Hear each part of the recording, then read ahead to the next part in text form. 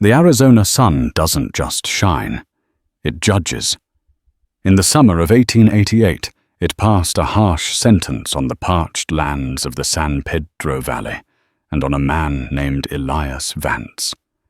His face was a road map of dust-caked lines, each one a testament to a dream drying up with his creek. He was down to his last strip of jerky, his last swallow of water, and his last flicker of hope. And it was in that moment of absolute desolation, miles from anywhere, that he saw the boy, a ghost shimmering in the heat, an Apache child, whose ribs showed like wicker basket weaving. What happened next wasn't just a choice. It was a reckoning, an act of quiet mercy in a land that rarely offered any, an act that would ripple through the years returning when the dust of Elias's life had all but settled into a grave. The land was thirsty. Every sunrise painted the eastern sky in brilliant hues of rose and gold, a beautiful lie that promised nothing but another day of relentless heat. For Elias Vance, the owner of Serenity Creek Ranch, the beauty had long since faded, bleached out by the same sun that had baked his soil to the consistency of pottery. His creek, the lifeblood of his spread, and the reason for its name, was now just a meandering scar of cracked mud and smooth, pale stones. Elias, a man whose 40-odd years were etched deeply into the corners of his pale blue eyes, leaned against the top rail of his corral. The wood was hot and splintery beneath his calloused palm. Inside the enclosure, a handful of bony longhorns stood listlessly, their hides drawn tight over their ribs. They were the last of a herd that had once numbered in the hundreds. The drought hadn't just taken the water. It had taken his future, one head of cattle at a time. His father, a man of iron will and boundless optimism, had carved this ranch from the wilderness with his own 2 hands. He'd named it Serenity Creek, with a prayerful hope that it would be a place of peace and prosperity. For years it had been. Elias had brought his wife Sra here. They'd watched their son, little Samuel, take his first steps on the porch of the modest ranch house that Elias's father had built. But peace was a fickle commodity in the Arizona territory. Cholera had claimed Sarah and Samuel 7 years prior, leaving Elias with only memories and the land. Now the land itself was dying. A plume of dust on the horizon announced a rider. Elias didn't need to see the man's face to know who it was. The dust cloud seemed arrogant, kicking up more grit than necessary. It was Bartholomew Bart Higgins. Higgins was a man who'd grown rich not by working the land, but by preying on those who did.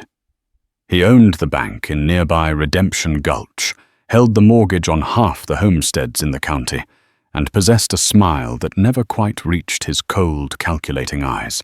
He reined in his magnificent black stallion, a stark contrast to Elias's weary-looking buckskin tethered nearby.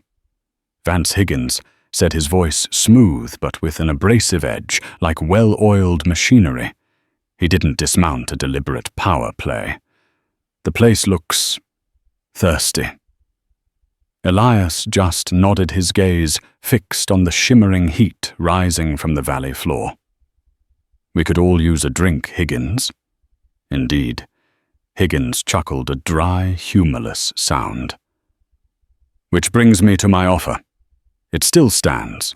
$1,500. Cash. I'll take the land, the cattle, the debt you owe my bank. You walk away clean. It was the 5th time Higgins had made the offer, and it was as insulting as the first. The ranch, even in its current state, was worth 10 times that. But Higgins knew Elias was caught in a snare.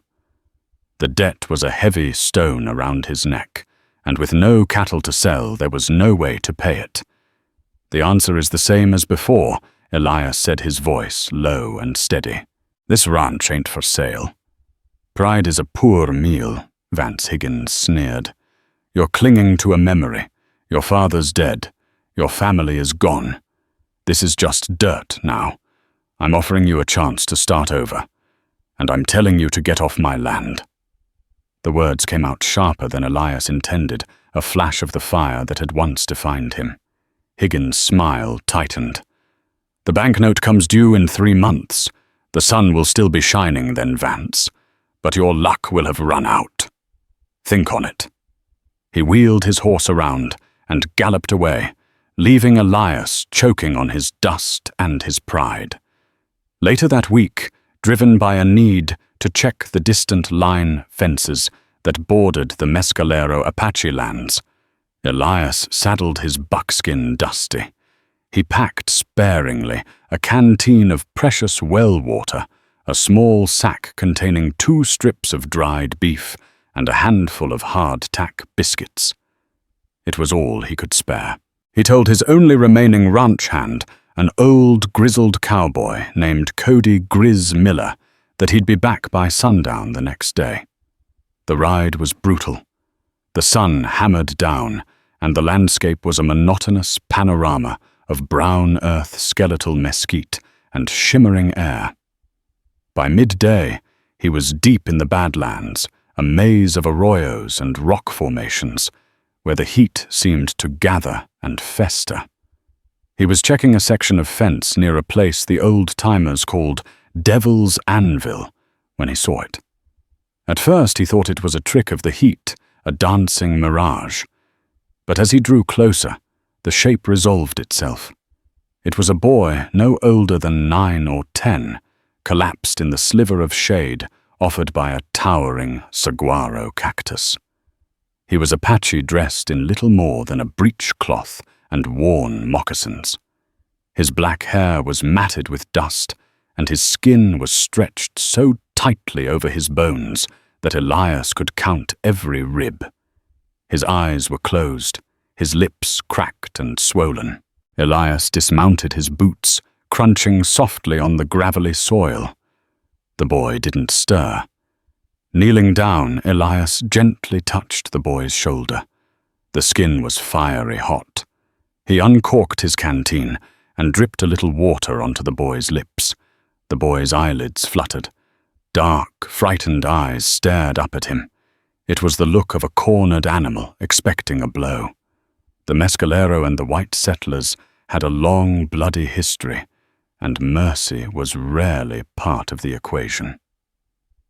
"Easy now, son," Elias said softly, his voice raspy from the dust. "Just want to help." He lifted the boy's head and poured a small, careful stream of water into his mouth. The boy coughed, then drank with a desperate greed that clawed at Elias's heart. He looked like a smaller, darker-haired version of his own Samuel in the last days of the fever, a memory that lanced through him with physical pain. When the boy had drunk nearly a third of the canteen's contents, Elias gently laid him back down. The boy's eyes were clearer now, still wary, but with a flicker of understanding. He said nothing. Elias didn't know the Apache tongue, and he figured the boy knew no English. He looked at his saddlebag. He thought of Higgins's sneering face, the looming debt, the long ride back with an empty stomach. The jerky and hardtack were his only provisions. Giving them away was foolish. It was weakness. It was the kind of sentiment that got a man killed in this country. Pride is a poor meal, Vance. Elias untied the saddlebag and pulled out the small sack of food. He opened it and laid the 2 strips of jerky and the 4 hardtack biscuits on the ground beside the boy. The boy's eyes widened first at the food, then back at Elias, a look of profound disbelief on his face. Elias simply nodded.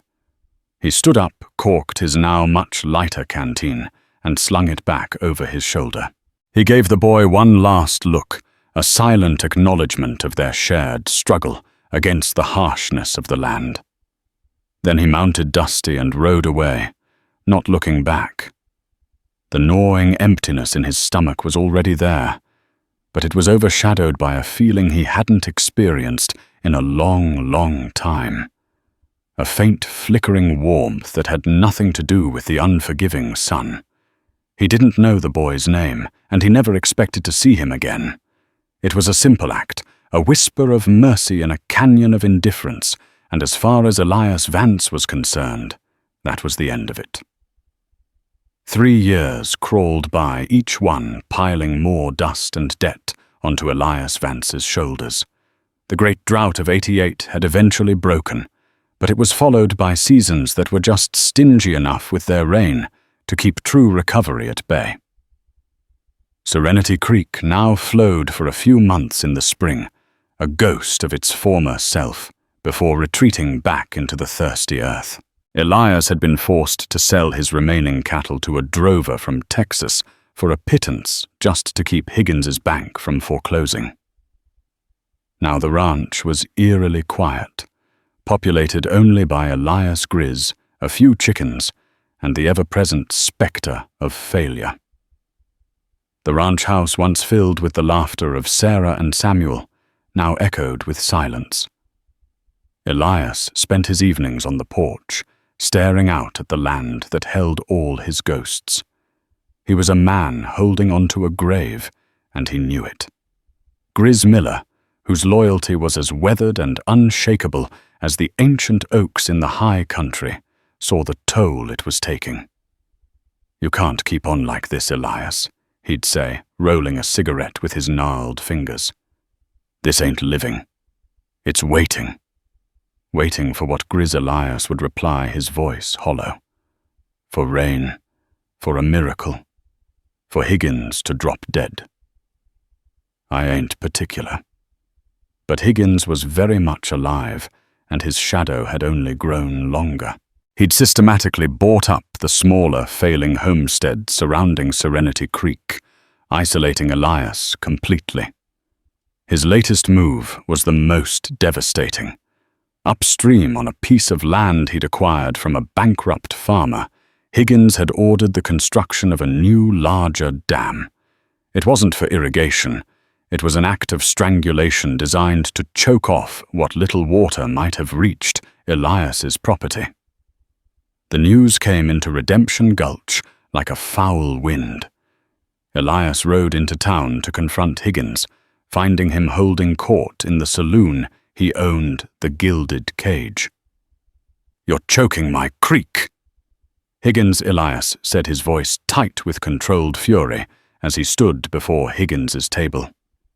Higgins looked up from his poker game, a smirk playing on his lips. With him was a man Elias had only seen from a distance, a hired gun with a reputation as cold and hard as a winter morning. His name was Finn Rourke, and his eyes were devoid of any light. "Your creek," Vance Higgins said, leaning back in his chair. "Last I checked, water flows where it will.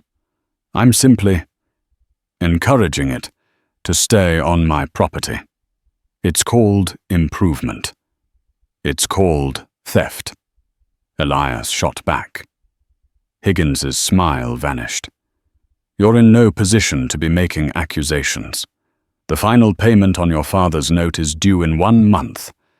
I bought the loan from the bank in Tombstone last year. You don't pay me, I take the ranch. It's that simple. Now, if you'll excuse me, I have a game to win." Finn Rourke shifted slightly, his hand resting near the butt of his Colt Peacemaker. The message was clear. The discussion was over. Defeated Elias turned and walked out of the saloon. The jeering laughter of Higgins's cronies following him into the street. The ride back to the ranch was the longest of his life. He felt the weight of his father's legacy, the memory of his wife's gentle hands, the ghost of his son's laughter. He had failed them all. The Vances had held this land for 40 years, and he was the one who was going to lose it. Back at the ranch, Grizz met him at the barn. He took one look at Elias's face and knew. He's called the note, Elias said, his voice barely a whisper.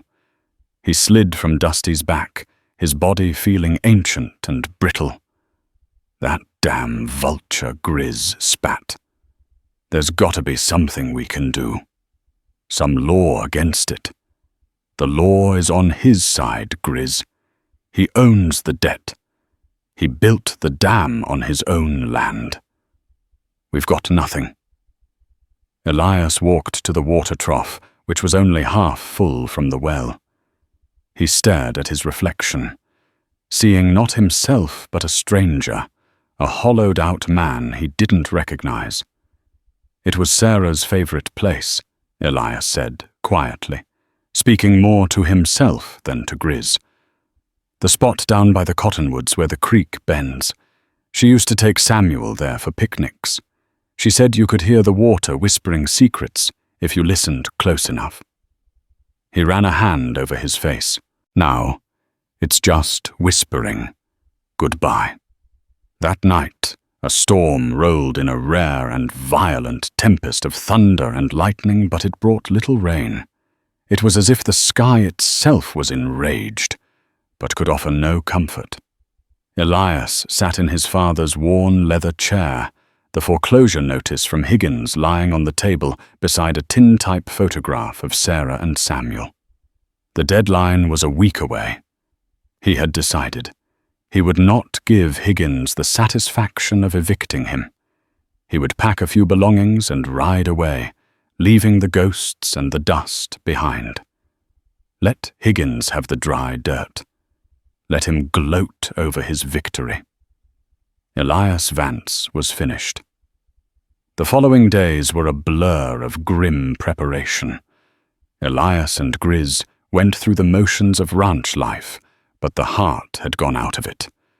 They patched fences that would soon belong to another man, oiled leather, that would be sold for pennies, and spoke little, the silence between them thick with unspoken grief.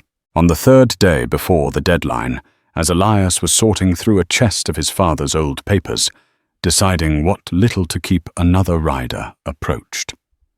This one was different. He rode a sturdy but unremarkable horse and was dressed not as a cowboy, but as a man of the city, a dark suit, a bowler hat, and a leather satchel. He dismounted and approached the porch, looking distinctly out of place. "Mr. Elias Vance," he asked, his voice polite and professional. "I'm Vance." Elias said, his eyes narrowed with suspicion. He assumed it was a man from Higgins come to serve a final notice. "My name is Arthur Abernathy. I'm an attorney from Prescott," the man said, extending a hand. Elias shook it reluctantly. "May I have a moment of your time?" "It concerns your property. If you're here on behalf of Bart Higgins," Elias began. "I am not," Abernathy cut in quickly. "On the contrary, I represent a client who has a keen interest in this territory. He is aware of your financial entanglements with Mr. Higgins." Elias and Grizz exchanged a look. "What kind of interest?" Grizz asked, stepping forward. Mr. Abernathy opened his satchel and produced a folder of documents. "My client has authorized me to make you an offer. He wishes to purchase Serenity Creek Ranch." Elias let out a short, bitter laugh. "A little late for that. The ranch belongs to Higgins in 3 days." "Not if the debt is paid," Abernathy said calmly. "My client's offer is this: he will pay you $5,000 cash for the deed. Furthermore, he will settle your entire outstanding debt with Mr. Higgins directly in full before the deadline. You would walk away with a substantial sum, free and clear." Elias stared at the lawyer, stunned into silence. $5,000 was a fortune, far more than the ranch was worth in its current state. And to have the debt wiped clean, it was impossible. "Who is he?" Elias asked, his voice rough with disbelief. "Who is your client?" He wishes to remain anonymous for the time being, Abernathy replied smoothly. He is a private investor with an interest in land and water rights. He only asks that you consider the offer. He has deposited the full amount with my office ready for transfer. It made no sense. Why would a stranger pay so much for a failing ranch with a choked-off creek? Higgins only wanted it out of spite and to consolidate his holdings. This was something else entirely. It felt like a dream, the kind you wake from only to find the bitter reality unchanged. It's a trick, Elias Grizz muttered, his eyes full of suspicion. Higgins is behind it somehow, trying to flush you out another way. Mr. Higgins will be most displeased, I assure you, Abernathy said with a thin smile. My client and he are not associates. The offer is genuine. All you need to do is sign the preliminary agreement. I will handle the transaction with Mr. Higgins myself. Elias looked from the lawyer's earnest face to the dry, dusty land that stretched out before him. For years he had prayed for a miracle. Now one had arrived dressed in a bowler hat and carrying a briefcase. But it felt less like salvation and more like a mystery. Selling meant giving up his home, his past, the last tangible piece of his family. But the offer meant freedom. It meant not having to crawl away in defeat. It meant denying Bartholomew Higgins his prize. With a heavy heart and a hand that trembled slightly, Elias took the pen Mr. Abernathy offered. Draw up the papers, he said. I'll sign. The news of the sale hit Redemption Gulch like a flash flood. Mr. Abernathy, true to his word, rode directly from the ranch to the Gilded Cage Saloon. He found Bart Higgins in his usual throne, a whiskey in hand, and presented him with a bank draft for the full amount of Elias Vance's debt plus interest. The saloon, usually a cacophony of boisterous talk and clinking glasses, fell silent. Higgins stared at the paper as if it were a venomous snake. The draft was from the Consolidated Bank of Prescott, undeniably legitimate. His face, normally a mask of smug satisfaction, contorted into a canvas of raw fury. Who he demanded, his voice a low growl that silenced the piano player mid-tune. Who is this N. Clayton? Mr. Abernathy adjusted his spectacles. My client's name, as you can see, is Mr. Nathaniel Clayton. He values his privacy. No one pays this kind of money for that dried-up husk of a ranch. Higgins snarled, slamming his fist on the table. The whiskey glass jumped, spilling amber liquid onto the wood. This is Vance's doing. Some trick Mr. Vance has agreed to sell the property to my client contingent on this debt being settled. The deed transfer is already in process. Abernathy stated, his tone impeccably calm. You have been paid, Mr. Higgins. The business is concluded. Good day. The lawyer turned and walked out, leaving Higgins stewing in a potent cocktail of humiliation and rage. He had been outmaneuvered, outbid. Someone had seen a value in Serenity Creek that he had missed, and it gnawed at him. He'd wanted to crush Elias Vance, to stand on the porch of that ranch house as its master, to savor the final absolute victory. Now some faceless stranger named Clayton had snatched it from his grasp. Finn Rourke, who had been observing from a corner table, approached Higgins. What's the play, Bart? He asked, his voice soft and dangerous. There is no play. Higgins spat, crumpling the bank draft in his fist. He then smoothed it out, a flicker of avarice momentarily overriding his anger. The money was real. Find out who this Nathaniel Clayton is. I want to know everything. Where he's from, what he does, and why in God's name he wants that worthless patch of dirt. Meanwhile, back at the ranch, An unnerving quiet had settled. The $5,000, a stack of crisp banknotes that felt alien in Elias's worn hands, sat in a lockbox on the table.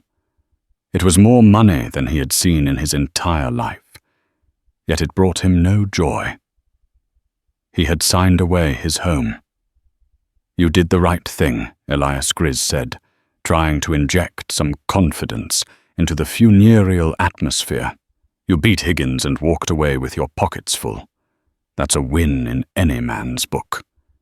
"It doesn't feel like a win," Elias confessed, his gaze drifting to the empty corral. "It feels like I surrendered." According to the agreement, they had 2 weeks to vacate the property. The new owner, Mr. Clayton, was expected to arrive by then to take possession. The days passed in a strange limbo. Elias packed his meager belongings, each object stirring a memory. Sarah's rocking chair, Samuel's small hand-carved horse, his father's branding iron, now cold and useless. These weren't just things. They were the last vestiges of a life he had lost twice over. His nights were sleepless.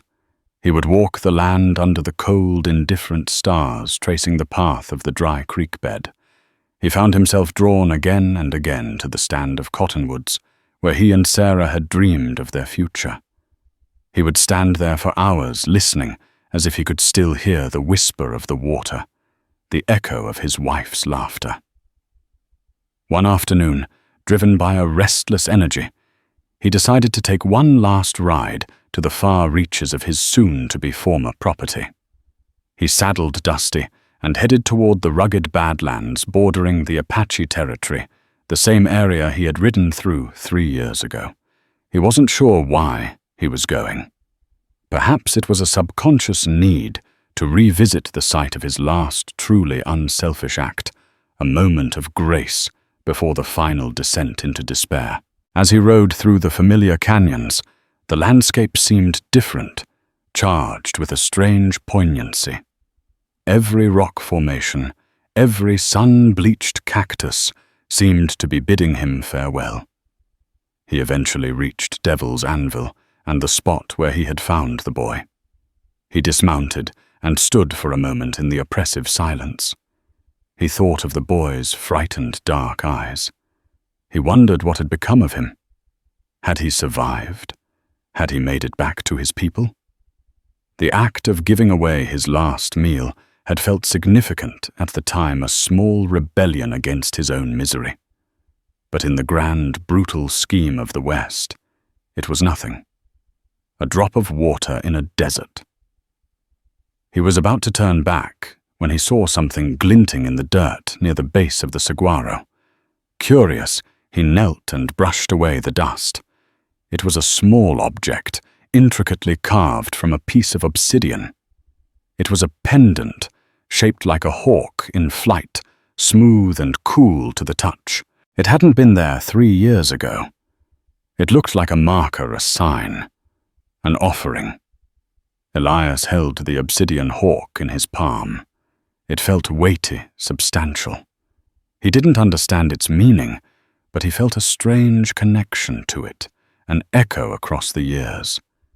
It was a response to his whisper of mercy, a sign that his small act had not vanished into the void.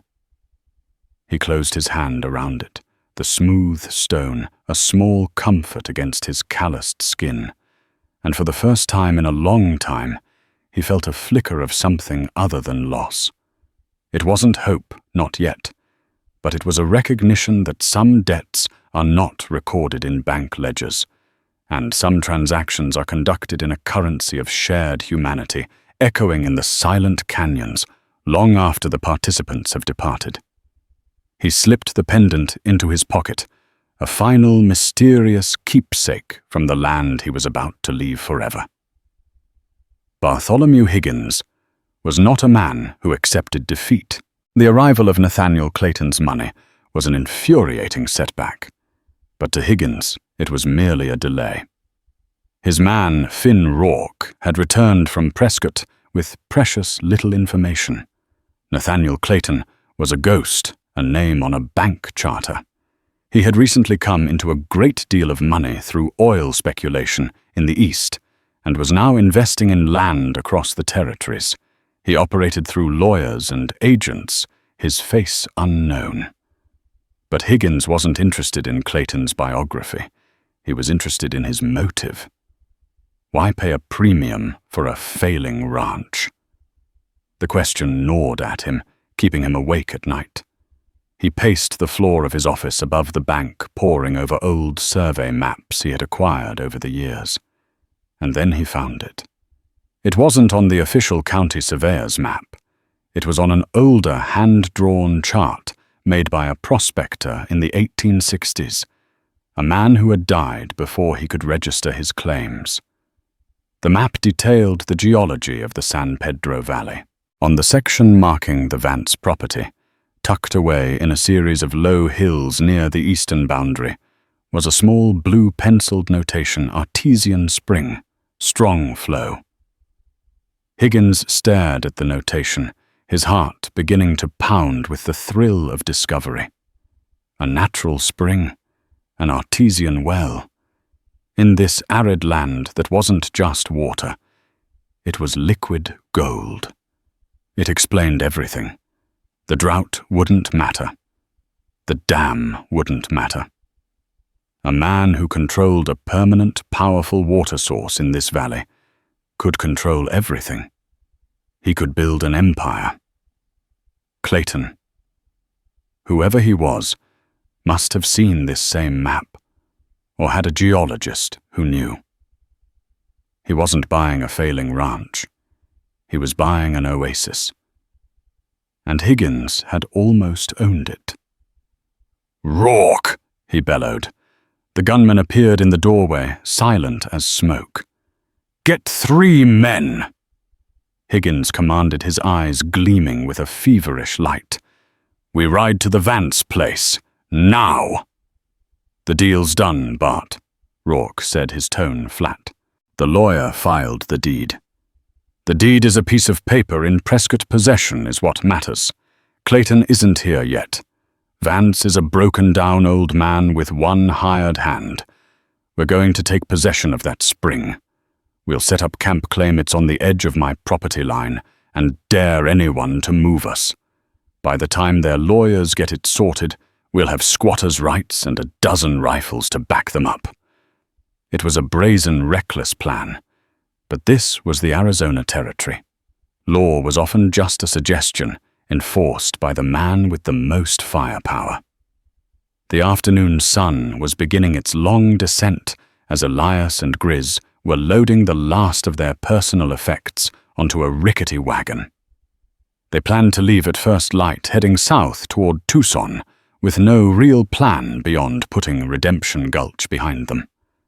The sound of hoofbeats, too many for a single rider, made them both pause.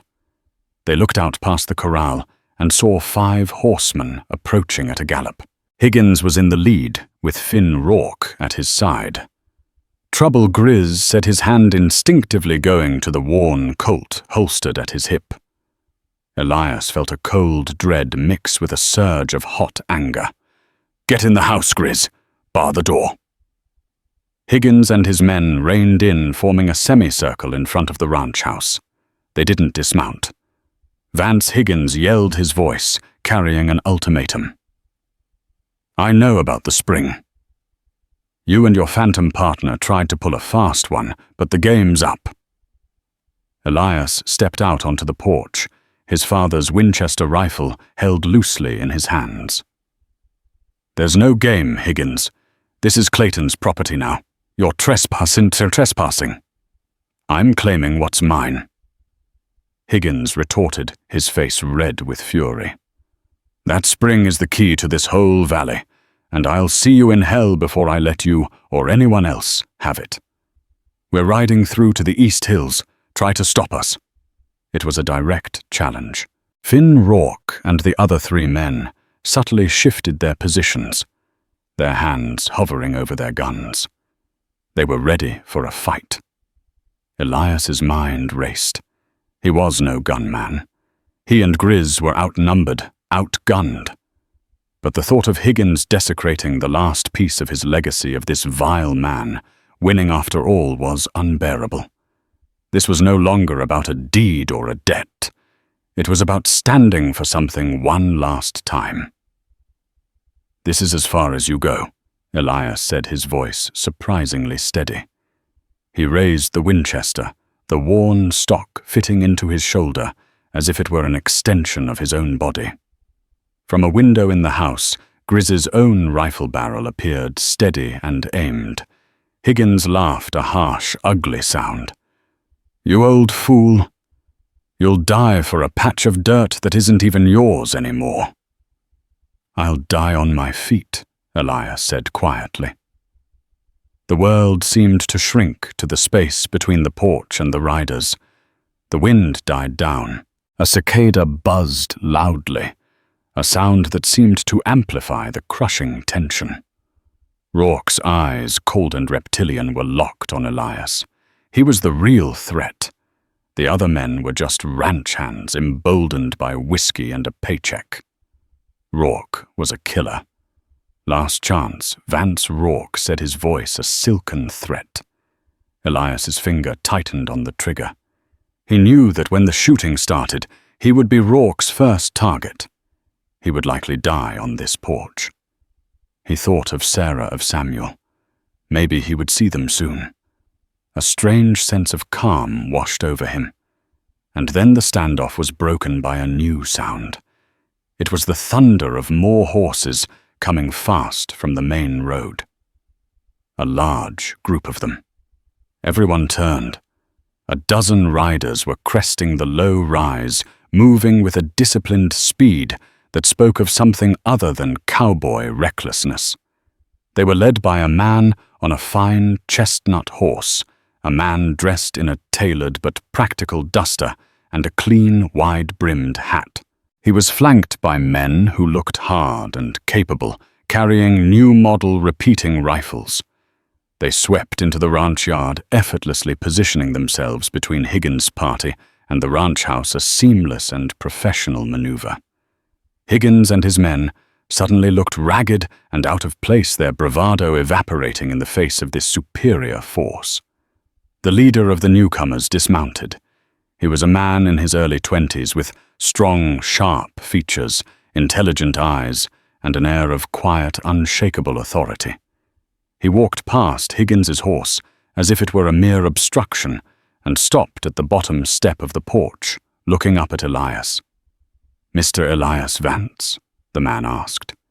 His voice was deep and clear with the educated cadence of an Easterner, yet there was something else in it, an undertone as old as the landscape itself.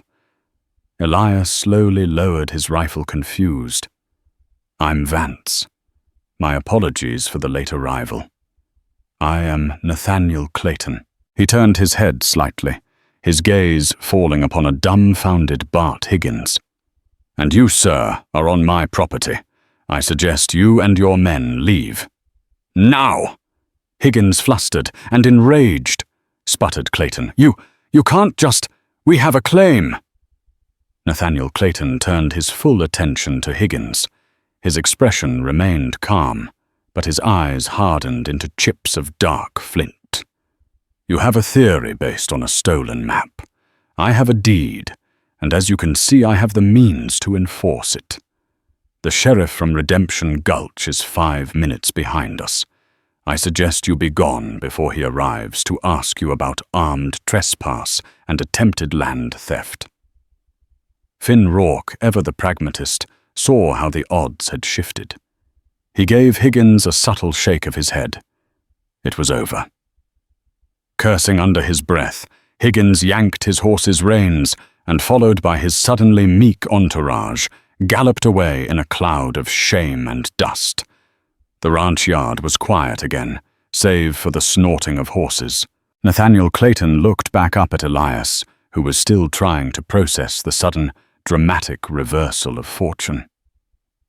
"I believe you and I have some things to discuss."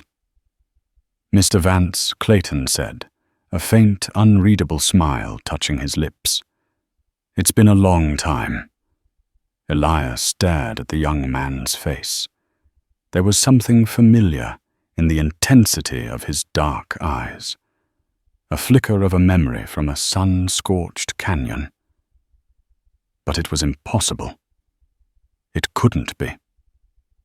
The dust from Higgins's hasty departure settled, leaving an air of surreal calm in the ranch yard. Elias remained on the porch, his Winchester still held in his hands, though no longer aimed. He stared at the young, well-dressed man before him, this Nathaniel Clayton, who had appeared like a cavalry charge in a dime novel. You said it's been a long time, Elias said, his voice raspy. I don't believe we've ever met, Mr. Clayton.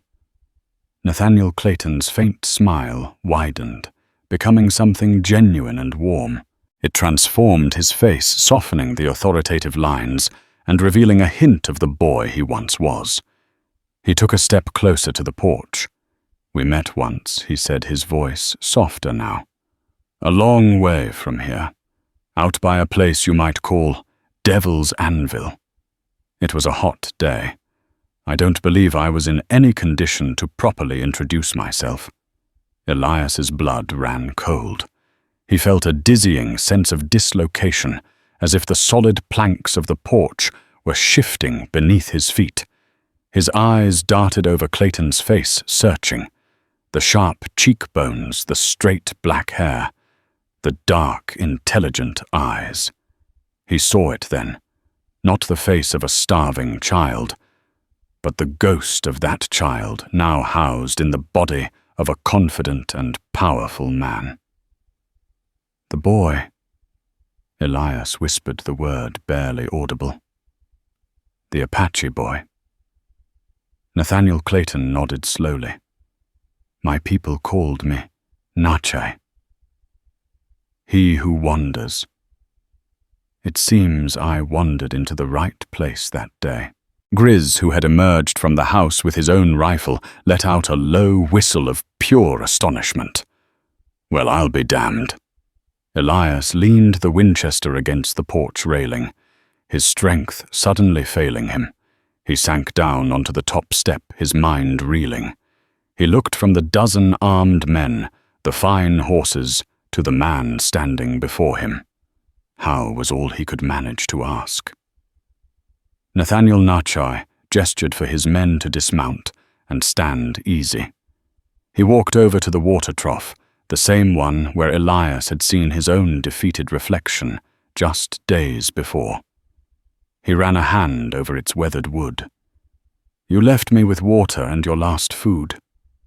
He began, his gaze distant. That meal. It gave me the strength to walk for another half a day. I was found by a geological survey team, not soldiers, scientists.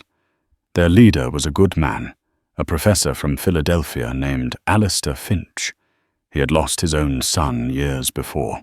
He spoke of being taken back east of Professor Finch, and his wife taking him in, seeing a spark in the half-wild boy they had rescued. They gave him an education, a new name for a new world. Nathaniel a name from their Bible, meaning gift of God. He excelled particularly in engineering and geology, the professor's own fields. When oil was struck on a piece of land Professor Finch had purchased years earlier in Pennsylvania, they both became wealthy overnight. Professor Finch passed away last year.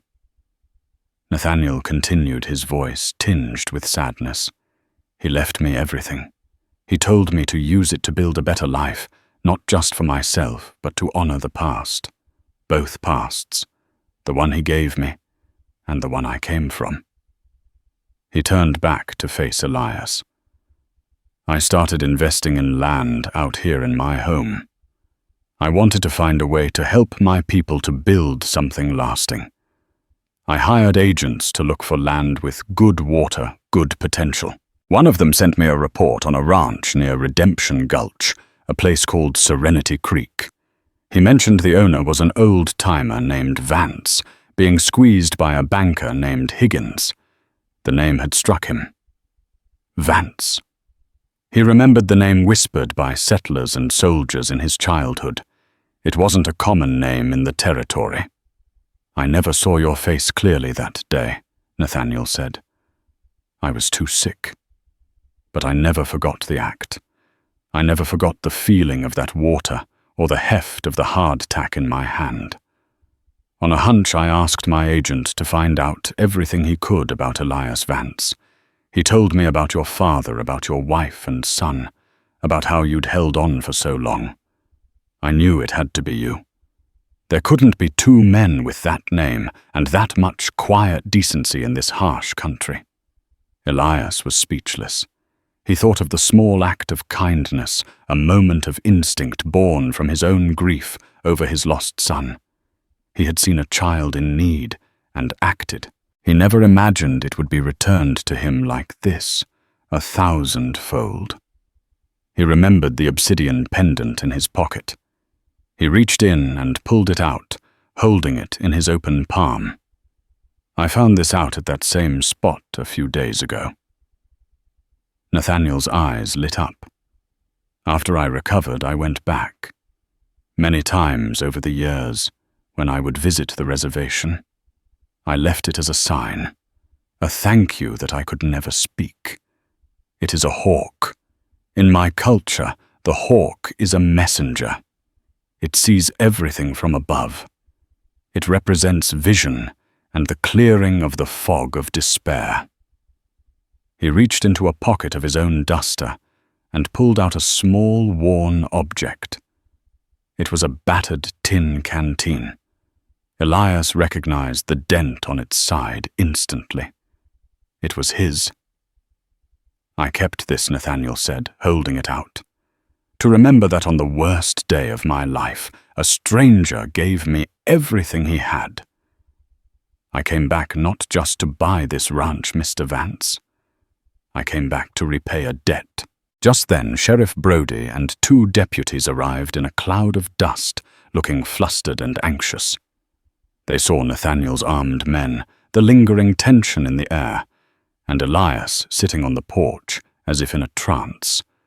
Mr. Clayton, the sheriff, asked, addressing Nathaniel respectfully. "We got your wire. Is there a problem here?"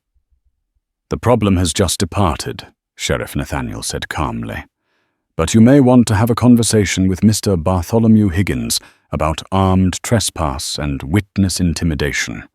I'll be in town tomorrow to file a formal complaint."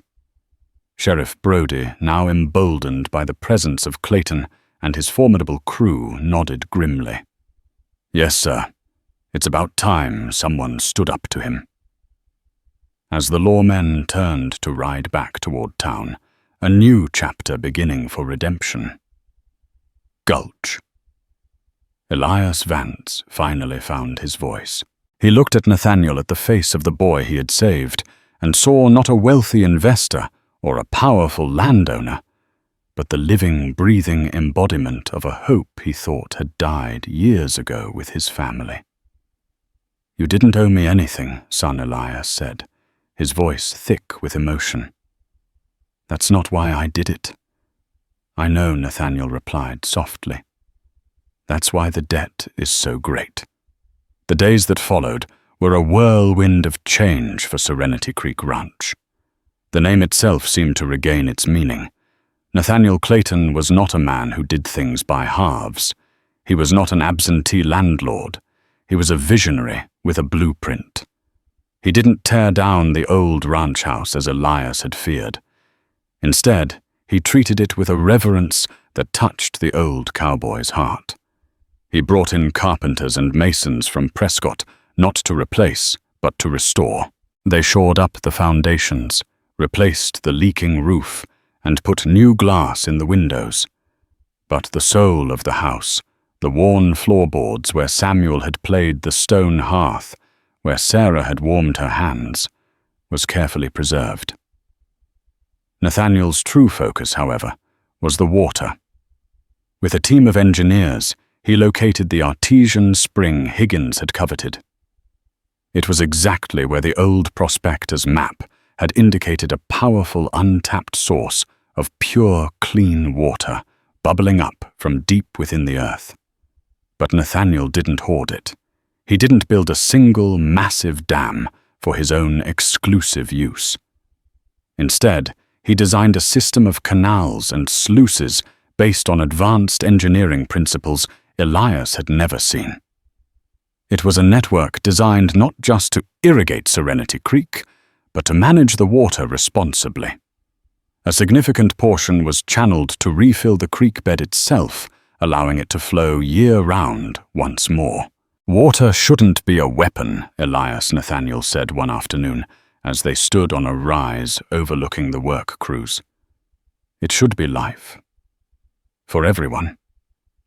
He had made a proposal to Elias that had left the old man speechless. He tore up the deed of sale.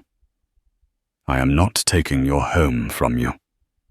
Nathaniel had stated his tone, leaving no room for argument. "This ranch is your legacy. I am merely investing in it. I want to be your partner. I have the capital and the engineering knowledge. You have the experience and the soul of this place in your blood.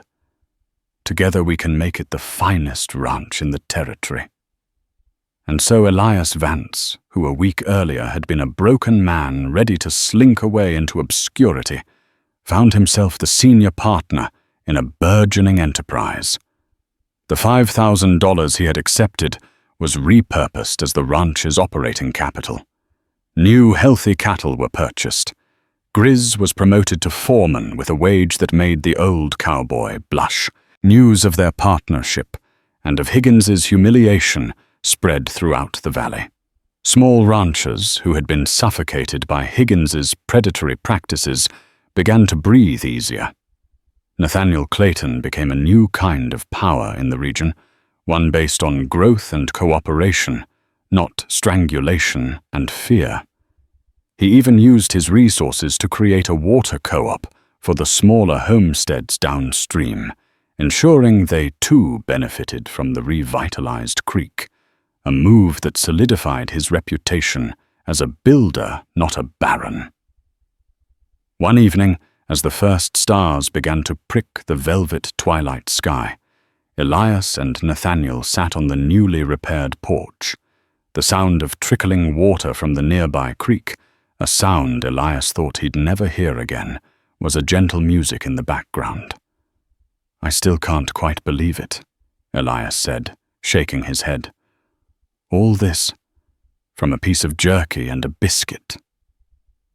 Nathaniel looked out at the land, his land and Elias's land now teeming with renewed life. "It wasn't about the food, Elias. It was that you, a man who had every reason to be bitter, who had lost so much and had so little left, chose to share it. In that moment you taught me that a man's wealth isn't what he keeps, but what he gives away. That's a lesson more valuable than all the oil in Pennsylvania." Elias fell silent, thinking of Sarah and Samuel. For years he had lived with the feeling that he had failed to protect them, that their legacy had withered and died with the land. Now looking at the thriving ranch, hearing the life-giving water, he understood. Their legacy wasn't just in the past. It was here now, flowing and growing in the most unexpected of ways. The quiet act of mercy for a lost boy had become the salvation of his home, his spirit and the memory of his family. The hawk pendant Nathaniel had carved rested on the mantelpiece inside a silent guardian. The old dented canteen sat beside it.